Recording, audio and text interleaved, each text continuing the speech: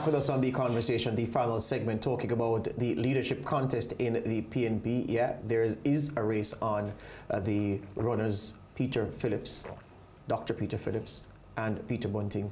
And September at the annual conference appears to be the date. I heard you on a program speaking clearly about not wanting to entertain the idea of a special delegates vote before, because everything has to take place at conference, and you read the regulations, so I don't need to touch that. One of the things that jumped out at me when I read your missive justifying why you were taking this move was the line that said that under the leadership of Dr. Peter Phillips, not one single transformational initiative has been put in train. So I said, well, clearly when I speak with him, I'll have to ask him, what transformational initiative does the PNP of 2019 need to become a viable opposition first, and then a viable alternative to the government in office?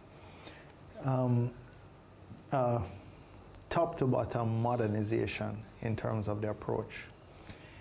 You might recall, for example, last year I put some resolutions to the NEC, and then they were supposed to go to conference, but they were referred to a structures review committee where they've died.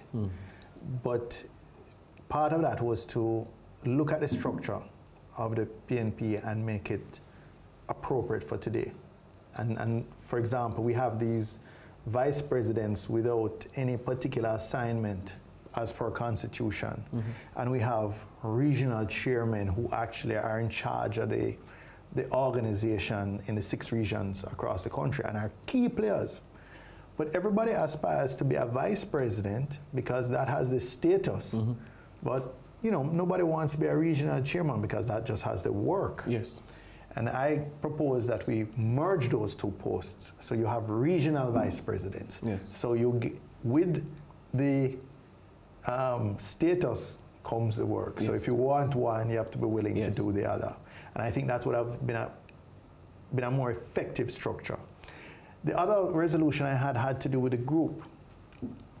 I believe that every member of a group should be a delegate in their own right. Because you have people who are just on paper members, but it's just their name is being carried and they're not engaged because only the delegates go to conference and only the delegates vote. And the third thing, although not in a resolution, but which has to be done, is to modernize this whole idea of the group, the traditional group structure. Most of them are not functioning in the way that was contemplated when the party was set up in 1938. There was a different time, you know, communication. The group was part of the communication mechanism, getting issues coming down from the top and pushing issues back up through. No, everything is instantaneous. Yes. With smartphones, social media. My constituents don't even wait for Thursdays when I come to the constituencies, Thursdays and Fridays, to send me issues. I'm getting them right around the clock. I'm getting WhatsApp messages, I'm getting voice notes, etc., etc. And that's how you really manage today. That has just overtaken the traditional roles of the group. And you know, that has to be re-examined to see if it's just, you know, it can't just keep going forward on paper when it has no relevance to today's circumstances. So that's one set of things.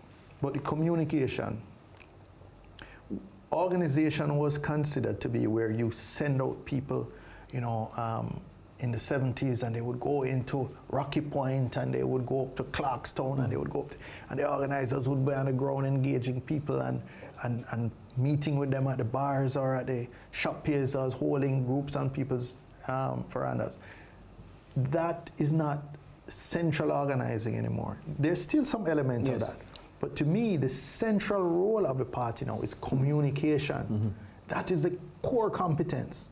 And you can engage people in an ongoing way much easier using communication, modern communication technology. So they don't have to wait till somebody physically comes out and there. You'll use that to supplement, but the continuous engagement, daily engagement, part of that engagement is not just pushing straight, hard information or soliciting their feedback.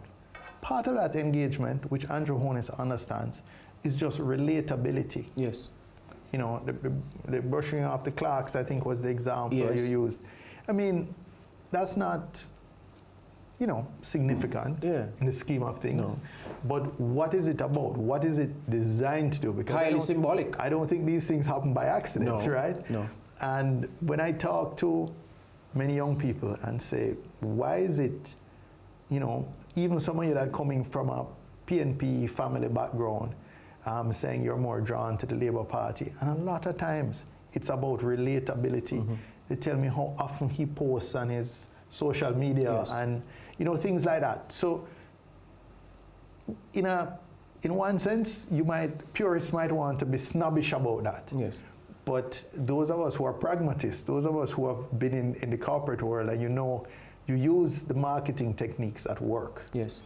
And you have to sometimes establish that relatability between yourself and your customer or your client, as the case may be, before you can even get into the actual meat of the sales call. Yes. So you come in and you talk about the family, how the kid's doing.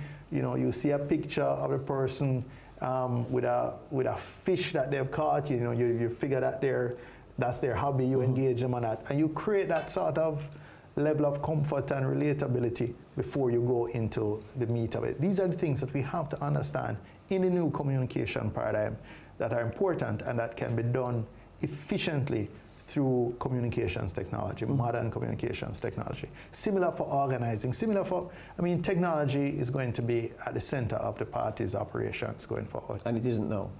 And it isn't now.